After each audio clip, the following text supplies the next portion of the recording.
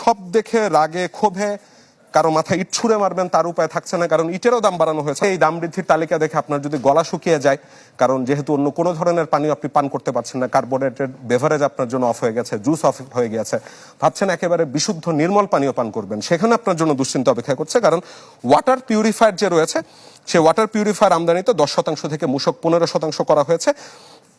বিদ্যুৎ সাশ্রয়ে আপনি যদি এনার্জি সেভিং ল্যাম্প ব্যবহার করতে চান, সেটিরও দাম বাড়ানো হচ্ছে।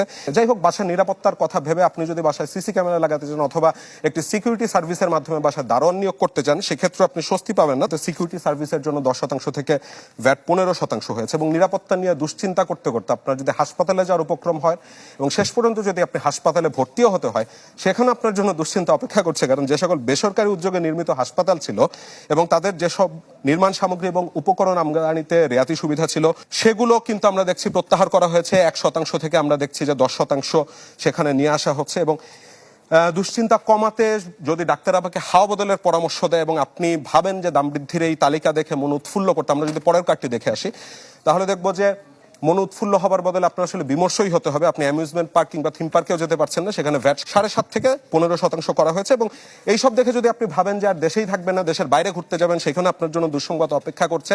তার কারণ হচ্ছে ট্যুর অপারেটর সেবার উপর যেসব বিদ্যমান মূসক অব্যাহতি ছিল তা কিন্তু প্রত্যাহার করা হয়েছে। এবার বাজেটের একটি ব্যাপার আমার কাছে একটু অবাক লেগেছে, সেটি হচ্ছে যে সরকার স্বীকার করে নিয়েছে বাজেটে যে দেশীয় বিমান পরিচালনাকারী সংস্থাগুলো বিদেশি সংস্থাগুলোর তুলনায় ক্রমশ পিছিয়ে পড়েছে।